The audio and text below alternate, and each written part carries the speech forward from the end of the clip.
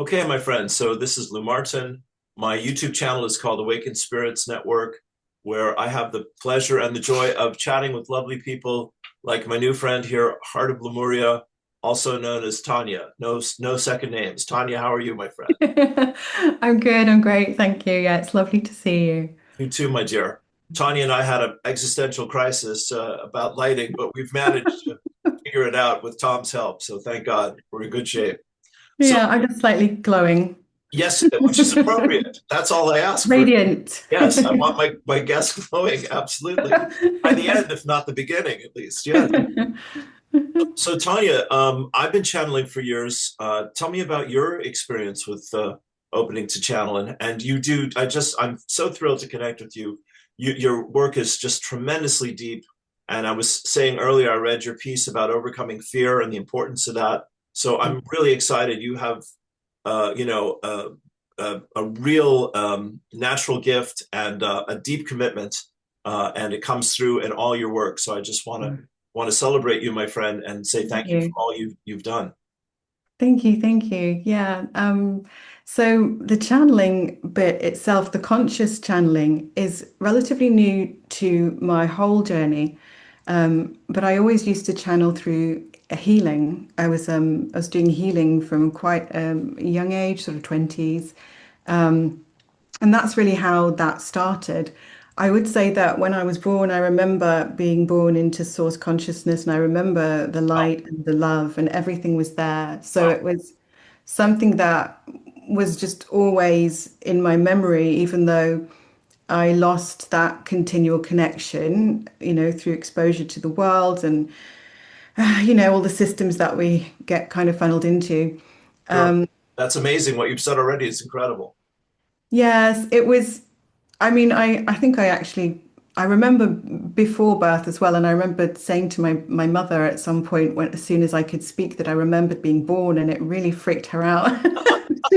She kind of just said to me, "No, you can't remember that." And I knew then that okay, well, I do remember that, but I better not talk about it. And so I always had that awareness of everything that was there. I knew what God was before I ever knew what the word was. Wow. I felt that love that bathed everything, and I saw the light around everyone, and I felt this sort of almost like a maternal love for all of humanity, all of the grown-ups around me, like I was sort of their parent in a way, because I knew we were all held in this, and I knew that they didn't know. I just had this instinctive knowing. But yeah, but I've had a long path, like many people who are here now, Yes, with trauma and trauma incidents and repeated trauma incidents, and that journey of healing.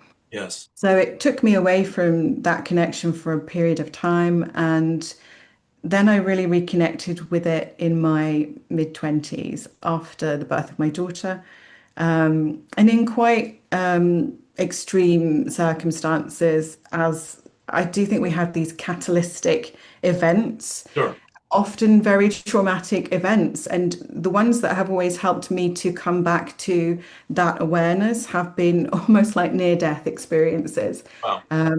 Either I've been in some violent relationships in the past, so I'd be in a very extreme situation where I could feel, that knife edge of life and death. And that would bring me back into my will to live, my will to be. And that started to open up what I would call angelic connections. Okay. And I began to experience healing, spiritual healing, I'll call it. Yeah. I used to call it angel healing because I could feel it pouring in the top of my head. And I just began to be aware that I was protected, even though I'd been through some terrible things in my life. Right. And I'd had a really rough road with a lot of things that a lot of people experience when you come in sensitive and aware, and you don't feel safe to be in the world. You don't feel safe to express it in the world. I know lots of people have this. Yes. Yes. Um, Yes. you know, it's Yeah. quite typical. And Yeah. then you get to the place where, because of that, you reject yourself. So I had Right. eating disorders and self-harm and Wow. a whole stream of things. That's you. But at That's this point, in that particular relationship, in that situation, it just woke me up. And then it was like the channel opened again, and I knew I was held. I knew I was protected. I would have prophetic dreams. I Wow. would experience quite physical healings as well. Right. And I began to train as a healer at that time. And so that was my road. I always had healing hands, but I Okay. didn't really know what to do with them. Okay. So I went down the road of training in lots of modalities, from massage to crystals to, Reiki and spiritual healing, etheric healing, all kinds of things. And I Right. worked as a therapist for about 10 years. Right. Um, You said it can't be this easy. I have to train and struggle like everyone else. I can't, yeah, I can't just yeah. do it. And they're like, just do it. Yeah, no, yeah, exactly. I did get told by quite a few people, spiritual people, oh, you're a healer, but when you've been through that journey, Sure. you don't have the self-worth. You Okay. don't Yeah. really have any, you don't quite have the courage left in you, I don't think, when you've been Sure. through that, And also, I was undiagnosed autistic for most of my life Okay. until my mid 40s. Wow. And so, again, that was something else, that when you don't understand the way that you work, you don't understand the way that you connect and relate to life and to people and to yourself, Sure. you can only really feel like a failure as a human being, but instead of like a success as yourself, you know what I mean? So we Yeah. need permission to be completely ourselves and Yes. just be who we are. Amen to That's that. that Yeah. is the healing. That is the healing journey. Yeah. So Yeah. Can I yeah. can I just this is brilliant, Tanya. Honey, thank you for your courage and your vulnerability and your willingness to share everything so beautifully and openly with me and all of us. Have you? I'm just a niggling question here because you've shared so much. When you mentioned autism, have you looked at the telepathy tapes? Oh yes, I, yes, I thought so. Yeah. yes, What do you yeah. think of all that? Do you relate to that? I do relate to that. I was mute in very, very early childhood. For a period of time, I would not speak Wow. outside of the house. Inside of the house, I would sing. I would sing Right. all the time. Right. And then outside of the house, I wouldn't speak and I wouldn't even sing. I'd feel the temptation to sing with the other children, but I wouldn't do it because I just didn't want to break that wall.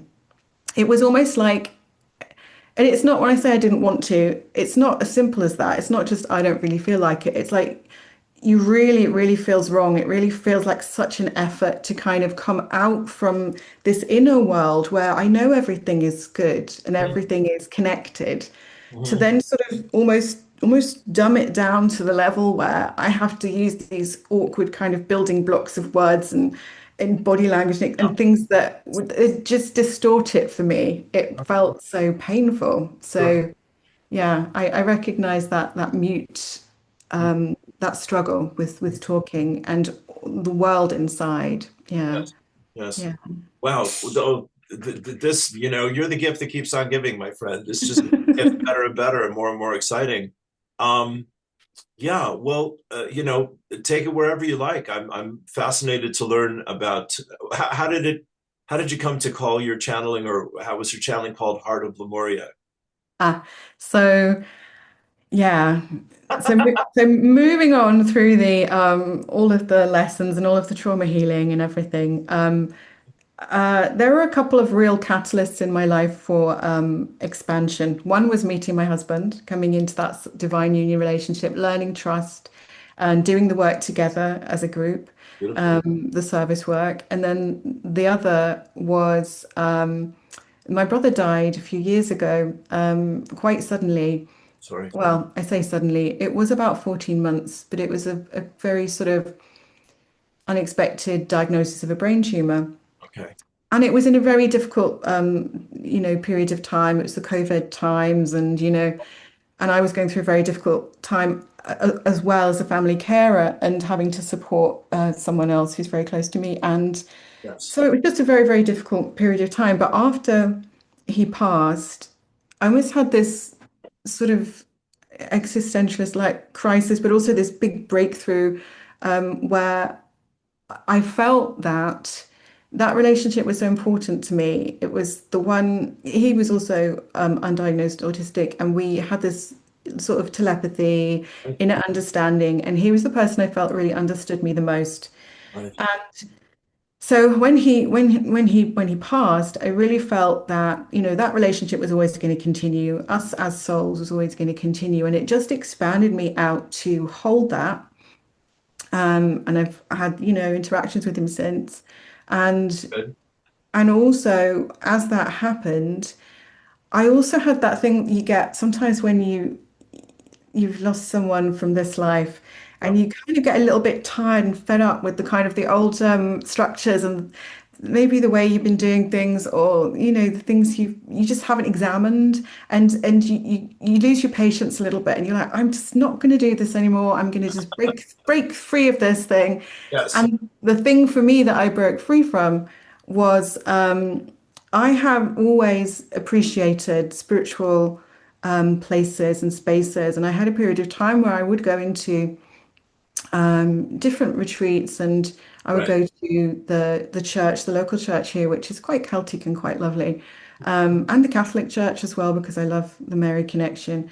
But I got to a point where after years and years of appreciating certain aspects of that, I developed this real strong intolerance of hearing the masculine pronoun over and over again, and it just wouldn't go away. I couldn't get over it, and I had this experience where unexpectedly Kali Ma, the wonderful Hindu goddess, she really connected with me, and she was like, "Come on, just really taking all of this frustration and kind of helping me to move forward." Her energy was something that I hadn't experienced before. I hadn't experienced that powerful, kind of fierce, devoted mother Yes. energy in the same way because Yes. Mary's experience very different. Sure. So, Kali, the goddess warrior.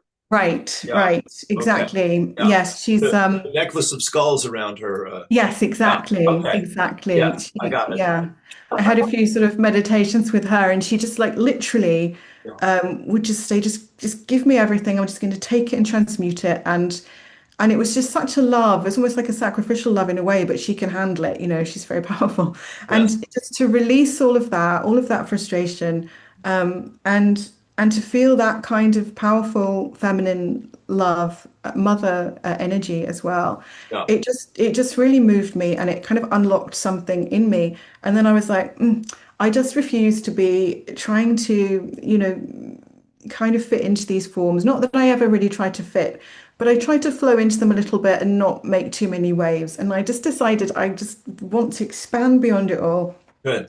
And at that point, I kind of stopped doing any of those, kind of church things, Right. and it all started opening up. And I Great. think it was around the time of the monadic merge, if you know Diana Cooper and Yes. Tim Yes. and Mia and Adrian all in Portugal doing the monadic merge.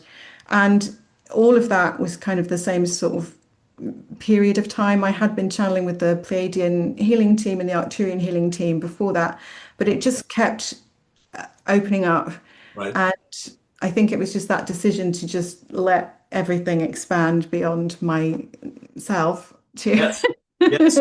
The old giving up of control, I like to call it. Right? Yeah. yeah. Stop Yeah. trying to manage the flow and just let it go wild. And then it did Yes. go wild. And then I was inundated with bless the Pleiadians especially because they're so Right. they're so beautifully enthusiastic. But I think in one day I had like one council, two councils, and some the healing team and some personal family Pleiadians, and I was like, oh, I need a break. I'm going to just take some time off, and then Sure.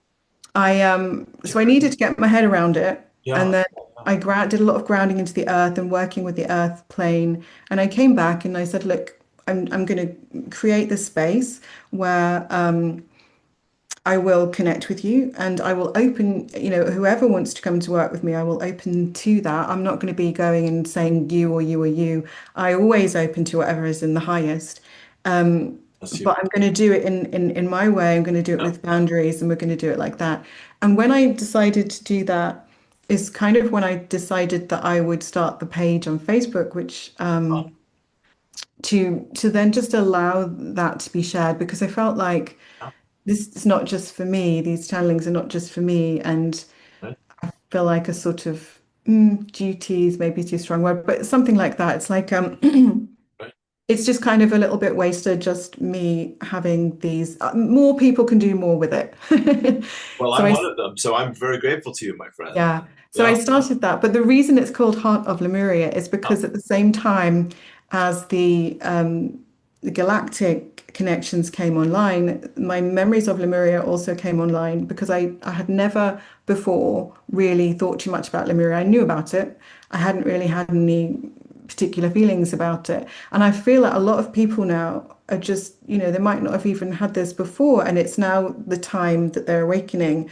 And so I started to get more, my memories are more like sensory memories and feeling memories, because this is probably how I work. yes. But yeah, that was it. And the sense of it was of reclaiming and restoring trust, oneness, Right. love, Right. flow, freedom, all of these qualities that I feel in Lemuria, I feel are part of the healing of the earth now and the world now, and that we're here to embody. And my path since that expansion has been guided very much into embodiment, divine embodiment. Yeah. Well, thank you, Tanya. Sweetheart, Mm. my body is just lighting up over here as you're talking. I'm starting to get the wow, wow, wow, wow, the energy dance is happening. Yeah, no, that's so that's so exciting. I share this with you, the divine timing of everything. I mean, my very briefly, I had a Kundalini awakening just before I turned 30, around the time of the harmonic convergence. And then my first channel was my teacher for the last 40 years. Their name is Lazarus. And that was where things started for me. And I've never looked back. And it's just, what I say, my friend, is this is right now is a gathering of the tribes. And I was saying this morning, there's things happening politically, spiritually, socially, at a higher level all of a sudden, not just the protests against the wars, which are so understandable, but people, like, there's hands across Cork. A chap is going to ask for thousands of people to come together and just literally circle the city or the downtown and hold hands and pray for peace and love and stand together. And then in July we have a whole bunch of world teachers from the indigenous cultures coming out to Cork as well. A chap named Chief Paul, and he's written a peace treaty that he would like the president of Ireland to sign. So things are heating up very quickly all of a sudden. It's getting exciting.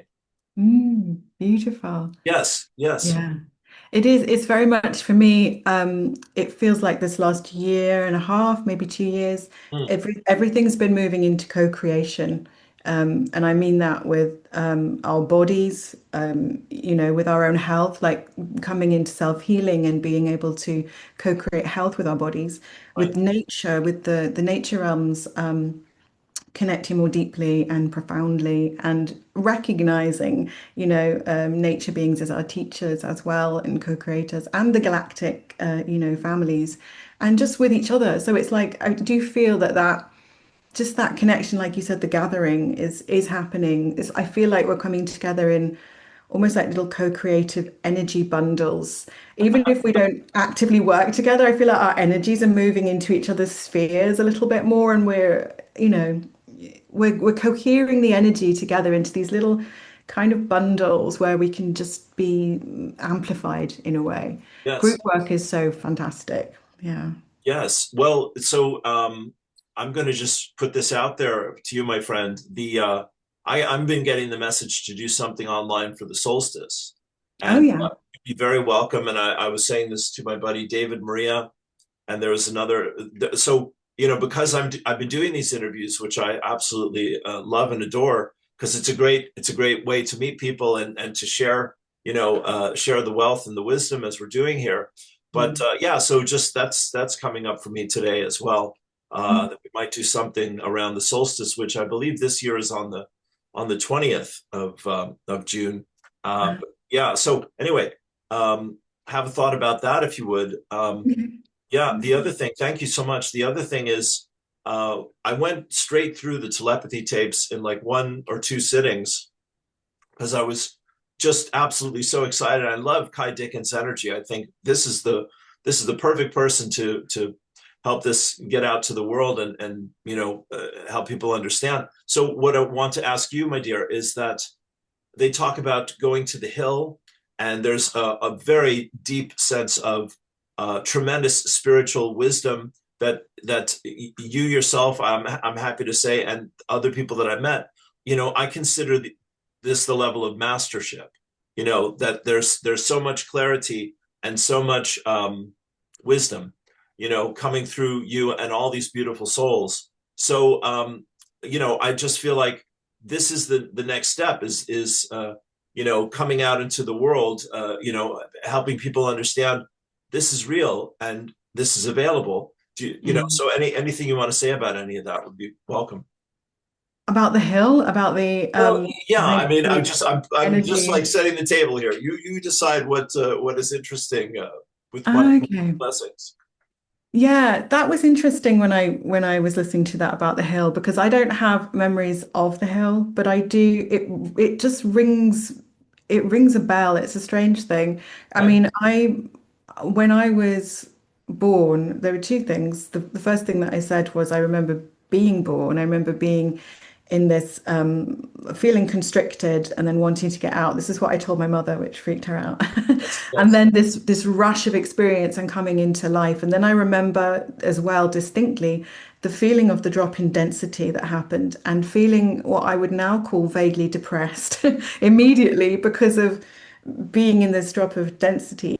But then of course the light and the love and the holding was all there. So for me, the other thing that I will talk about, though, relating to the telepathy tapes, is that I also remember speaking with my friend when I was less than a year old. We were just put in a chair together, I think, or about a oh, year old, maybe less. We weren't walking, so I'm not sure.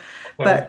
and we weren't talking, but we were talking to each other and we understood each other perfectly. But not only that, we understood all of the adults and they didn't know that we understood them. Right. And we couldn't figure out why they didn't understand us and why they didn't know that we understood them. But it's a strange thing. So I have that memory of like there is all of this awareness. Like when we're born, we're born aware. We just don't have the means to communicate it. And actually, when we're sort of funneled into school systems that bring us down to the level of the concrete mind, Oh, then we lose all of that we have available, and we have to unlearn this barrier that we've put in place yes. and free ourselves from it. And I think that's, it's what we do in order to function in the world, but it doesn't really help us because we've limited ourselves. We've put ourselves into that, what I say, like a lower bandwidth and, a lower program. And so Right. it's no wonder that we end up feeling, dependent or insecure or helpless, and all of these programs that are running in our human sort of brains a lot of the time, which at the moment, the teams are really, really focusing on clearing all of that helplessness, clearing all of that Right. sense of victim mentality or anything that has come in from just bringing ourselves into this level with the world because we have it all available. So Yes. yeah, about breaking through that ceiling again. Sure. Well, here, this is a perfect segue. Can I just read your first paragraph from Mm. yesterday or the 31st? You Yeah, said, sure. time has come to stand in truth. No more fear. Fear will be eradicated from the earth.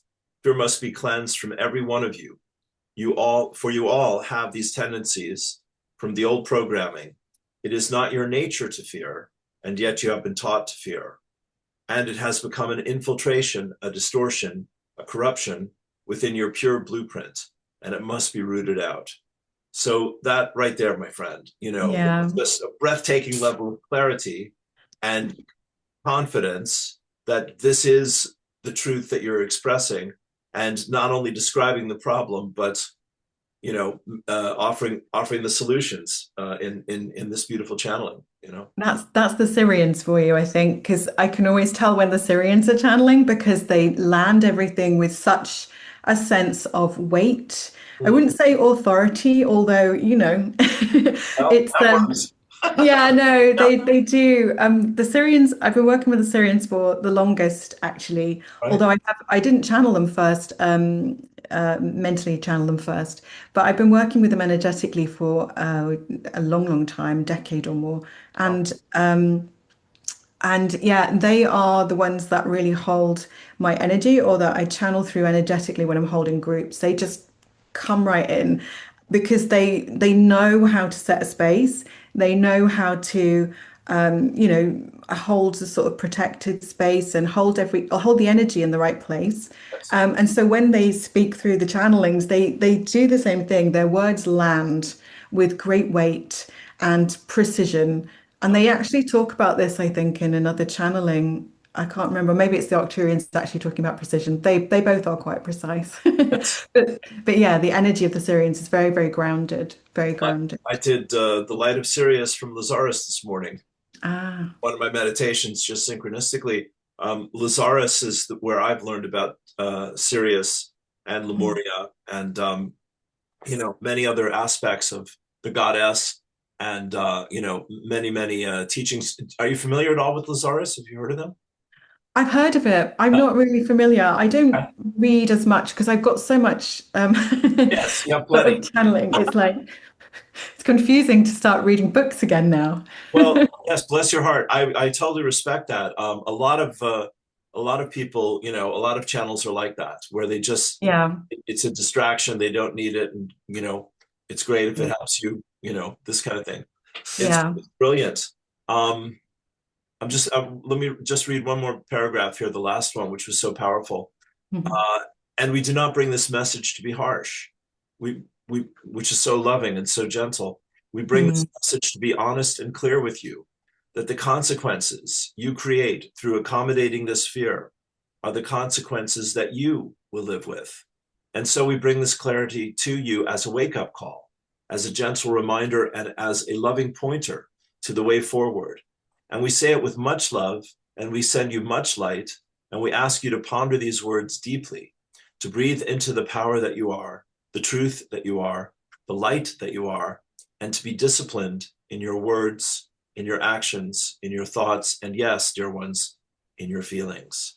It is time to learn this discipline and to change your world forever. Sweetheart, that is breathtaking.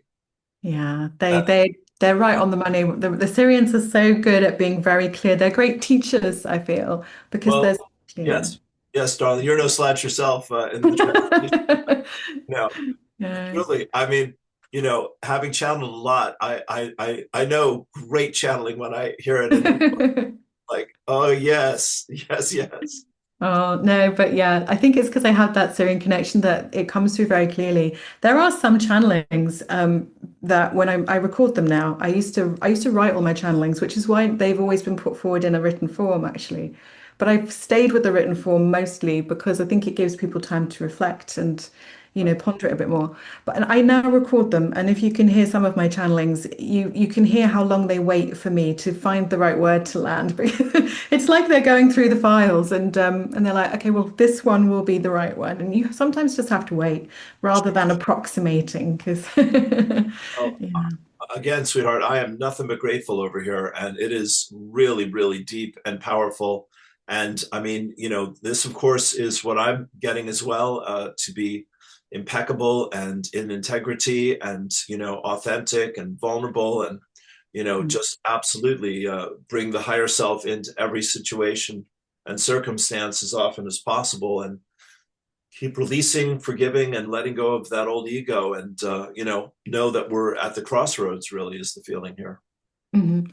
I feel like we've been going through so many shifts, especially this year, and the mind is having to play catch up. So a lot of the channelings that are coming through are really to assist the mind or to remind us to update the mind because we have changed, our energy has changed, and the earth has changed, but our minds are often still running the old programs, and we have to kind of just go and re-examine them and keep clearing and keep updating. And so that's a lot of the message at the moment. Yes. I It's, mean, I if I have a problem, I put on a meditation. The sooner I put on the meditation or do the meditation, or whatever shifts the focus and deepens the connection, that opens the door for the solution to come in. yeah, You know, it's yeah. wonderful. Yeah. And sound healing is coming in a lot as well. The light language is opening up for a lot of people. I find that the quickest way to shift my energy now. Okay. Um, Okay. quicker than channeling, quicker than anything. Just letting it flow, letting it clear, letting it do what it does. And so, yeah, I think that's opening up for a lot of people, and that will be a way into empowerment as well, because we've had a lot of throat clearings this year. A lot of in my healings as well, there's been a lot of removing of I say devices or cords and things in the throat. And I think this is also to do with reclaiming the Atlantean energies too, because we've got Lemuria, but we've got Atlantis as well. And for a lot of people, that's a bit more scary Okay. because yeah, it's a different energy. And like for It's me as more the well. technological rather than the spiritual. Well, it's not really. It's kind of like Okay. well, not for me. I mean, it might be. For Okay. me, Lemuria is all of this, yeah, very divine feminine. It's all flow and unconditional love and oneness. And then you come into Atlantis, and it's a lot about power and discernment and all of that good stuff that we've been talking about, right? Self-responsibility and discipline and everything is that's good. But obviously, then when you've got that kind of power and there's been what we'll call a trauma with that power usage, Yes. which has happened on a big scale with Atlantis. And, we know about that in our own lives, in our own past lives. We've all had lives where we've been out of balance with power on one side or another. And so it's kind of almost it's underneath. So I found that I was clearing some Atlantean stuff this year as well, because I felt it was coming up in March quite a lot. And I didn't really think that I had anything particular, there. But I found that certain words would activate me, like people talking about Atlantis. I would sort of almost feel my mind go, no, no, we're not going to look at that and we're not going to think about that. So I'm like, oh, there's something there. There's some trauma there. And so I think at the moment we've done a lot to bring in the divine feminine again, restoring the divine feminine again. And we are moving into restoring the healthy masculine, divine masculine as well, because it's always got to be a balance. This is one of the things with my coming out of church was I don't want to replace, the pronoun with she. I did that for a bit just to sort of, free myself and get that energy coming through. But it's not one or the other. It's always going to be a oneness. It's always going to be a balance. So yeah. Yeah. No, that's beautiful. That's beautiful, Tanya. Yeah. I mean, we're it's the heart of the paradox. The heart knows what the mind struggles to believe and understand, as you said, about reprogramming the mind, clearing out the unconscious, subconscious scripts and contracts and attachments and devices and entities and whatever, Yeah. whatever's there that it has kept us asleep and afraid. And, then when that shift happens, we feel that safety, love, and support in ourselves again, and that peace and that courage and confidence and vulnerability and willingness to be responsible for whatever we create. And Mm. yeah, no, I love how you're saying it. The sacred marriage, also, of course, where the masculine, feminine in each one of us, the head, the heart, et cetera, the emotions, the expressions, Mm. all these things, are striving to come back into balance. And when they do, then the door opens to magic and miracles. Yeah. In the Andromedan Rose code healing that I'm doing, because there's something that I channeled through with the Andromedan Star Mothers. Um, They showed me a rose code, which has got three components. It has this beautiful pink soft rose aspect, which is the mother, the golden light that comes from it, which is the divine masculine, and then the golden codes, which activate the divine child, the sovereign identity. So it's like reactivating our divine blueprint. And it's like once you've got that balance of the divine mother, divine father, the divine masculine, divine feminine, we are already whole and we are then free to be our expanded selves as we were intended to be without the programs and without the layers of conditioning. Right. Yeah, Right. yeah. Cool. Yeah. Mm. Yeah. Return to innocence is the phrase that I like. You know. Yeah, this Yeah. is very connected to Lemuria, which is just, yeah, restoring our innocence and freedom and trust Hmm. and trust. Yes. Yes. Yeah. Trust is everything. Yeah. Like willingness. And as you know, when I'm practicing it, uh, not kicking and screaming, but deliberately and intentionally, and with a bit of joy and inspiration. Like I play and sing. And that's always a process of putting myself out there and enjoying, sharing that part of myself, and it's totally liberating and totally exhilarating. And I'm high for hours afterwards, Yeah. just like the channeling. And people don't realize that there are all these layers between the inner and the outer, or the conscious and the unconscious, etc. And when we are trusting, I mean, the gift of channeling itself is saying, yes, I can be a vehicle for wisdom, for love, for healing, for teaching. So Mm. that is a great a bit of grace, a great achievement of grace to be able to walk in that consciously. Mm. I think when I started to do it, I think it might have been the Pleiadians who kind of had a word with me about we often have this interesting relationship with channeling as though either we are just kind of, receivers or I can't remember how it was really, but they said to me, this is a co-creation. Right. You are, as powerful, as important as we are, and it's like we're always reminded by the teams of light because we see ourselves as these little human beings who are, having a crumb of something from the heavens, but it's like actually no, you are equal part of this. A channeling is a co-creation, and it took me a while to realize it's not just like I'm not just kind of just an empty vessel that's pouring through. It's actually my work, my mind, and my perception is meeting this team of light consciousness. My consciousness is meeting this consciousness, and it's a co-creation. So it's quite empowering when you begin to think of it that way. Yeah, yeah, no, that's beautifully said, my friend. Mm. It's the whole gift of service, isn't it? Mm. Is in the desire to share uh, with others, what we feel in our heart and see in our imagination. And Mm. then when it becomes word or song or whatever poem, whatever it becomes, then people can hold on to it, and we can meet them where they're at, and they can take it with them. And there's my favorite word, Tanya, these days is transmission. Like you're talking about the light language. It is an energetic, blessing. Yeah. Yeah, Going back to the Heart of Lemuria name, this yeah, was very, very conscious as well that I wanted to have a space where it was all about what was being transmitted, whether it was through the channelings or whatever it was, whether it was through a nature picture, transmitting the sort of nature frequencies. I wanted a place where it wasn't about me per se. It wasn't about me as a personality or as a human being. So that's why it was a conscious decision not to have my name and my face and biography or anything like that on it.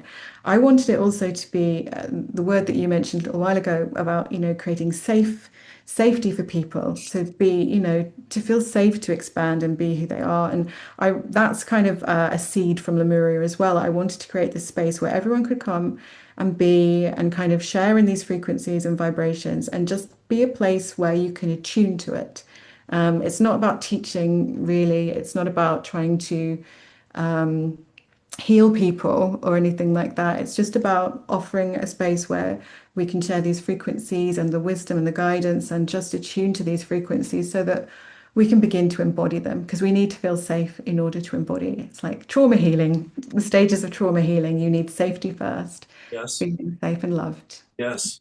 Well,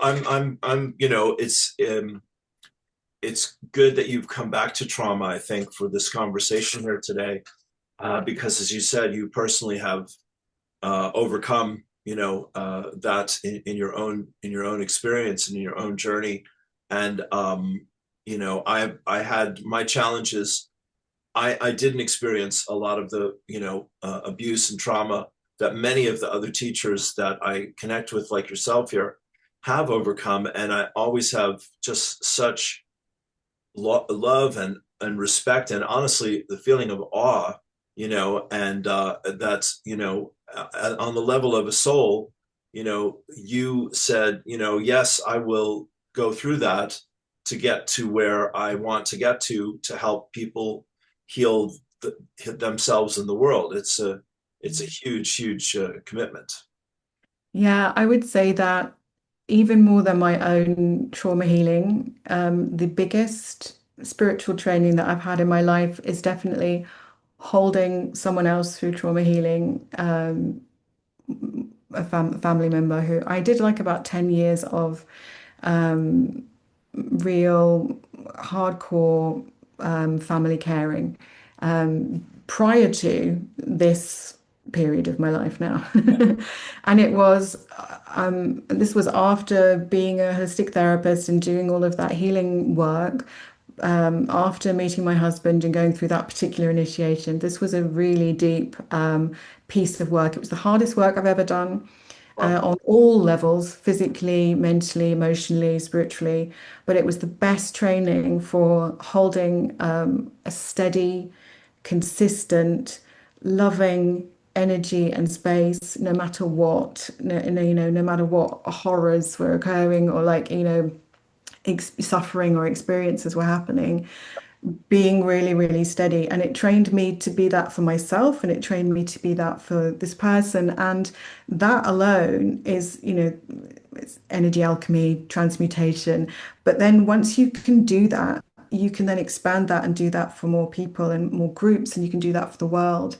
But yeah, and it taught me about boundaries as well. So it's not just about giving yourself up for someone else, but it really teaches you when you have to really be there for someone, you have to really be there for yourself because you have to get that balance of self-care and care for the other. If you don't, everything goes awry. And we have to remember to see people as souls and not as victims, although we all have had situations where we have been in this, human story, victims. And yet, as souls, we are never victims, and we have lessons to learn, and we have growth, and we have activations that need to come online. And if we step in too soon or do too much for that person, beyond holding that loving space, if we interfere too much in that journey, we can not help them. We can, disempower them and disempower ourselves. So it's just taught me so much about the real right balance of energy, the real fine tuning of holding the right energy in any situation. No, no, that's beautiful. Do you know family constellation therapy at all? I've heard of it. Yeah. So I was living with a chap who does groups, and because I was there, I wound up doing 40 one-day workshops with him over 13 years. Yeah, Wow. but it's similar. That's why I'm reminded of it in your sharing here, Tanya. It's very similar because it's you step in and you play the energy of the father, the son, the grandfather, the mother, the daughter, the sister, the lover, the partner, the betrayer, the betrayed, etc. And you take on the energy of the person, and you literally wind up channeling the energy, and then the person who's working through it, sees it acted out like a play, and has a lot of revelation, and the person leading the workshop, has people, move towards forgiveness and resolution, and responsibility and these important healing goals, if that's at all possible, so that Mm. there can be completion, Yeah. of the trauma, etc. So Mhm. yeah, I mean, and this is trauma that you could call planet Earth planet trauma these days, because we really are moving through so much energy so intensely. But what now comes to my mind is, do you have any thoughts, you or your guides, about these incredible solar, flares and the energies that are happening, physically on the Earth, and how to navigate those a little better? Yeah, Yeah, I question. Another I know. It's kind of non-stop now, isn't it? It feels like, honestly, I don't even remember when this started, but I'm sure it was last year and at some point.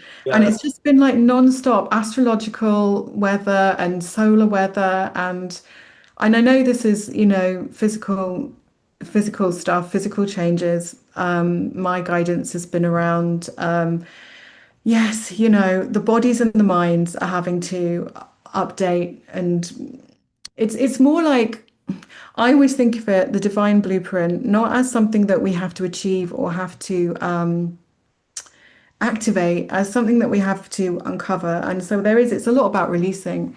And I think that when we get these energies that are coming in, we just have to keep releasing. And for me, I mean, the last week and a half has been incredibly tiring physically. I've been fine on every level, but except the physical, I've been wanting to just rest so much more. I haven't had the same energy, and we just have to respect it. It comes down to, I think, quite practical stuff. I mean, the Arcturians are wonderfully practical.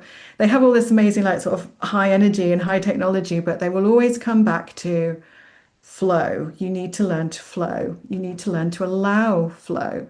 The Pleiadians as well, they talk about this allowing, and just we're not very good at just actually going through difficult experiences or unpleasant experiences, physically or otherwise. So if things feel a bit uncomfortable, we tend to feel we have to do something about it.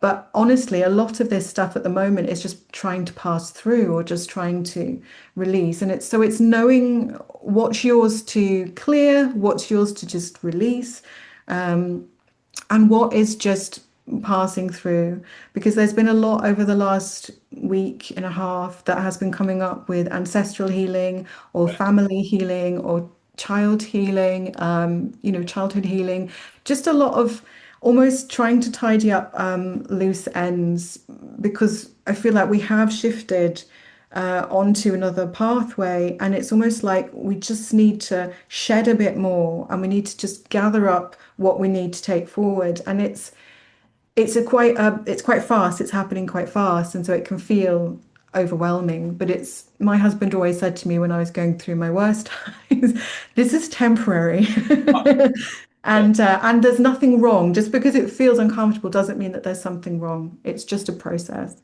yes, yes. That's excellent. You have a wonderful conscious partner in your life, my friend. Yeah. That is very well done. Yeah, Yeah.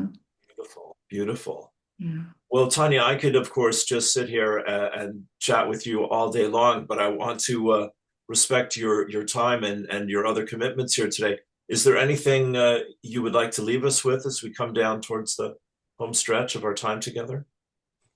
I think always want to leave people with come back to your body. Really, really come back to your body. We're here for a reason. We're here to be embodied, and we're here to embody all of our multidimensional gifts and energies. And you can do it just bit by bit. It doesn't have to be overwhelming, but just breath by breath, come back to the body. Be aware that you're always held, that it's safe to be here.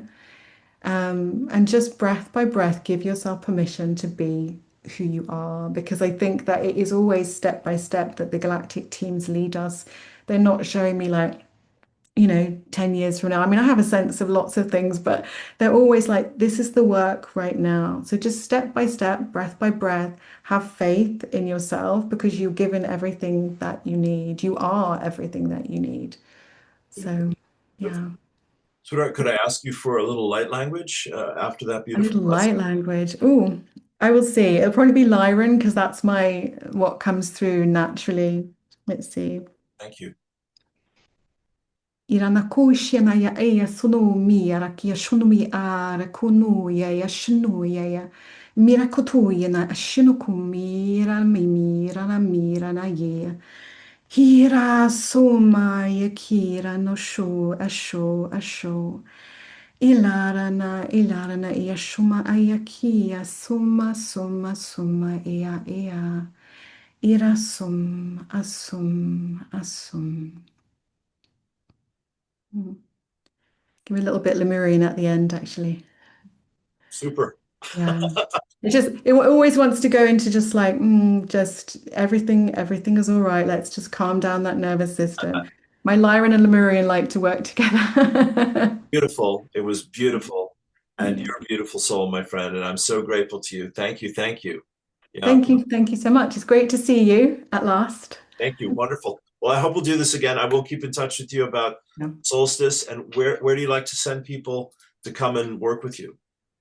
Oh, I've got a website. I think it's heartoflemuria.wordpress.com, I think. But I'm on Facebook and I'm on Instagram and I'm actually on YouTube, though I haven't done much with it yet because I'm not video tech yet. But there's a few light language samples on there and things. So Well, we'll put this in there and I'm sorry, we'll put this in there and maybe that'll get things going for your YouTube. yeah, no worries. Thank you, sweetheart. Okay, well, you have a wonderful day. My best to your man there, and Yeah. thank you again. God bless you. Have peace and Yeah. blessings. Lots of love. Blessings to everyone.